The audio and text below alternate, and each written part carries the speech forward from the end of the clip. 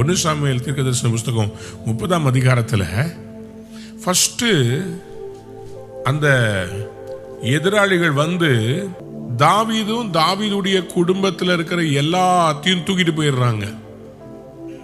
ஜிக்லாக்ல அமலேக்கியர் வந்து என்ன பண்றாங்கன்னா, தாவீதுனுடைய பிள்ளைகள், அவரோட கூட இருந்த யுத்தம் பண்றவங்களுடைய பிள்ளைகள் எல்லாவற்றையும் அவங்க தூக்கிட்டு போயிட்டாங்க.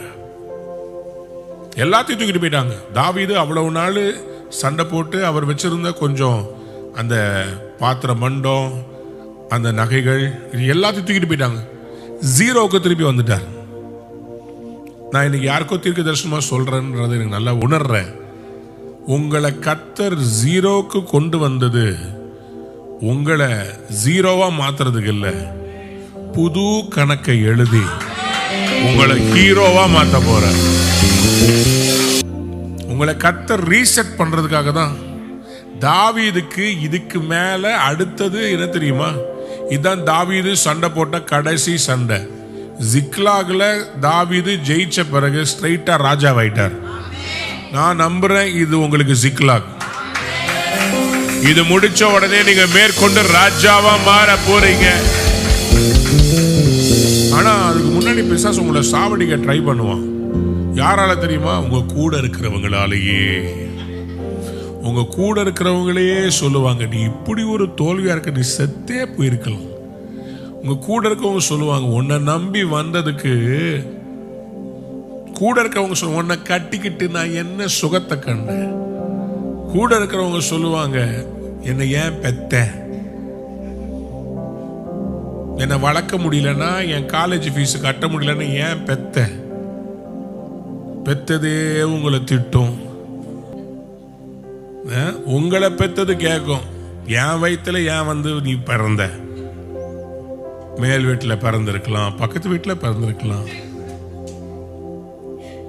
ஏண்டி என் வயிற்றுல வந்து பிறந்த, குடும்பமானத்தையே வாங்குறிய. யாருக்குமே நீங்க கடந்து போற போராட்டம் புரியவே புரியாது.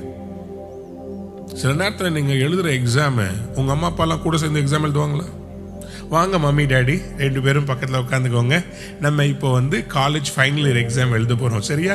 டாடி நீங்க 5 மார்க் கொஸ்டின்ஸ் எல்லாம் எழுதுங்க, மம்மி நீங்க எஸ்ஏ எல்லாம் எழுதுங்கன்னா எக்ஸாமினர் சொல்லுவார், மண்டையில போடு டாடி மம்மியா. மம்மி டாடி வெளியே போங்க, பிள்ளைய மட்டும் உட்காந்து. உங்க எக்ஸாம் உங்களுக்கு கோச்சிங் கொடுக்கலாம், கோனார் நோட்ஸ் கொடுக்கலாம், பிட்டு கொடுக்க முடியாது. பிட்டை எதிர்பார்க்காதீங்க, ஆண்டவர் பிட்டே விட மாட்டாரு. எக்ஸாம் எழுதும் போது பக்கத்துல வந்து ஆண்டவர் நிக்க மாட்டாரு, ஆனா பின்னாடில இருந்து எம்பவர் பண்ணிக்கிட்டே இருப்பாரு. எக்ஸாம்ல அத்தனை கேள்விக்கும் அவர் ஞாபகப்படுத்தினார், அந்த வசனம் அப்படி சொல்லுச்சுல, இந்த வசனம் இப்படி சொல்லு, எழுது எழுது எழுது எழுது, பிசாசை நீ ஜெயிக்கணும், அப்படியே ஞாபகப்படுத்திக்கிட்டே இருப்பார். தாவீது கூட இருக்கிறவங்க எல்லாம் யாருங்க? தாவீது கூட இருக்கிறவங்க எல்லாம் டாடா, பிர்லா, அம்பானியாவா இருந்தாங்க. எல்லாரும் ஓட்டாண்டி பயலுங்க, கடன் பட்டவர். ஊர்ல கடன் வாங்கிட்டு கடனுக்கு தப்பி ஊருக்கு வெளியே பதுங்கி இருந்த பயலுங்க. அவங்கள தேடி வந்தாங்க ஆபீஸ்க்கு. அந்த பயலுங்க ஊர்ல அடி உத வாங்கி எல்லாரும் காரி துப்புனவங்க. அப்படிப்பட்ட வேகபாண்ட்ஸ் சொல்லி பைபிள் சொல்லுது. அவங்கள கூப்பிட்டு தாவீது ஒரு சேனையா மாத்தி தாவீதின் மேல இருக்கிற அபிஷேகத்தால அவங்கள தூக்கி விட்டா, இன்னைக்கு ஒரு பிரச்சனைன்னு வந்தோடனே கல்ல எடுத்து ரெடியா நினைக்கிறாங்க, டே தாவீதை போட்டு தள்ளி எல்லாண்டா, அவனால் தாண்டா இவ்வளவு பிரச்சனை, அவனை நம்பி வந்ததுக்கு பாடுறா, பொண்டாட்டியும் இல்ல பிள்ளைங்களும் இல்ல, சாவச்சலாம்டா. எல்லாரும் பேசிக்கிட்டு இருக்கிறாங்க. தாவீதுக்கு விரோதமாகவும் யோசித்தாங்க. ஆனா தாவீது உடனே பட்டயத்தை, ஆண்டவரே எனக்கு விரோதமாய் பேசுற இத்தனை நாவுகளை நான் போட்டு தள்ளட்டோமா? தாவீது சொல்லவே இல்லை. அவருடைய குணம் என்ன தெரியுமா? எல்லாரையும் ஆசீர்வதிப்பார். அதனாலதான் தாவீது என் இருதயத்துக்கு, அவர் யாருக்கு விரோதமா பேச மாட்டார். நல்லா இருப்பா, சரிப்பா, போறியா, ஓகே போ, நல்லா இரு. தாவீது தன் தேவனாகிய கர்த்தருக்குள் தன்னை திடப்படுத்தி கொண்டார். இப்ப நான் உங்களுக்கு தீர்க்க தரிசனமா சொல்றேன், உங்க முன்னாடி இருக்கிற பிரச்சனையை பார்த்து நீங்க என்ன சொல்ல போறீங்க? வாசிங்க. என்னாகமம் 13ஆம் அதிகாரம் 30ஆம் வசனம். 12 பேரை ஒரு தேசத்துல இருக்கிற தடைய பார்த்து நியூஸ் சொல்லுங்கடா அனுப்புனா 10 பேர் வந்து சொல்றாங்க, அந்த தேசத்துல நாங்க ராட்சதர்களை கண்டோம், அந்த இடத்துல நம்ம போக முடியாது, நம்ம மேற்கொள்ள முடியாது அப்படின்னு சொல்றாங்க. அப்பொழுது காலேப் மோசேக்கு முன்பாக ஜனங்களை அமர்த்தி, நாம் உன்னுடனே போய் அதை சுதந்தரித்துக் கொள்வோம். நாம் என்ன பண்ணலாம்? நாம் உடனே போய் அதை சுதந்தரித்துக் கொள்வோம். நாம் அதை எளிதாய் ஜெயித்துக் கொள்ளலாம். நாம் அதை என்ன பண்ணலாம்? உங்க பிரச்சனையை பத்தி நான் சொல்றேன், நீங்கள் அதை எளிதாய் மேற்கொள்ளலாம்.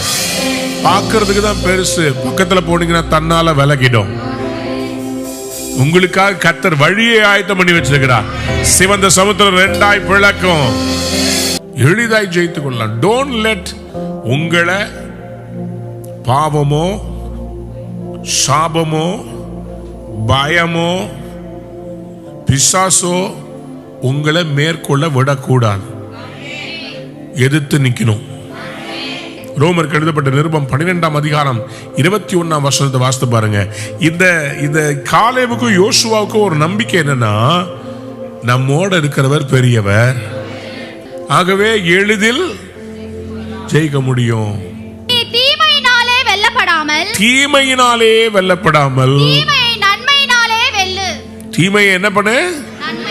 நன்மையினாலே வெள்ளு. பல்லுக்கு பல் கண்ணுக்கு கண்ணு இருக்க கூடாது. தீமை பண்றாங்களா, தீமைய நன்மையினால வெல்லணும். யாராவது உங்களுக்கு விரோதமா பேசுறாங்களா, அவங்களுக்கு ஒரு கிஃப்ட் வாங்கி கொடுத்துடணும். விரோதமா பேசுறவங்களுக்கு ஒரு கிஃப்ட் வாங்கி கொடுத்தா எப்படி இருக்கும்? எதுக்கு சொல்ல வரேன்? உங்க மனசு எதுல மேற்கொள்ளப்பட்டிருக்குது? நல்லது செய்யறதுக்கா இல்ல தீமை செய்யறதுக்கா? உங்க வாழ்க்கையில எவ்வளவு கசப்பு வந்தாலும் உங்க இனிமையை விட்டு கொடுத்துறாதீங்க. நீங்க கசப்பா இருக்க கூடாது. உங்க குணாதிசயமே என்னங்க? இனிமையானது. Do not let the evil overcome you. சில பேர் சில துரோகங்கள், போராட்டங்கள், உங்க மேல பண்ற காரியங்கள் உங்க மனசு அப்படியே கசப்பமானோம். ஆனா நீங்க என்ன சொல்லணும்? I will not be overcome by evil. தீமையை நான் நன்மையினால வெல்லுவேன். காலம் பதில் சொல்லும், நான் கர்த்தருடையவன், நான் கிறிஸ்துவின் சிந்தையை உடையவன். என் ஃபெய்த் ஜர்னில இதெல்லாம் என்ன இழுக்க முடியாது. பழி வாங்குறதுக்கெல்லாம் எனக்கு நேரம் இல்லை. ஆசீர்வதிக்கிறதுக்காக நான் பிறந்தேன். யாராவது ஒரு ஆமென் சொல்லுங்க.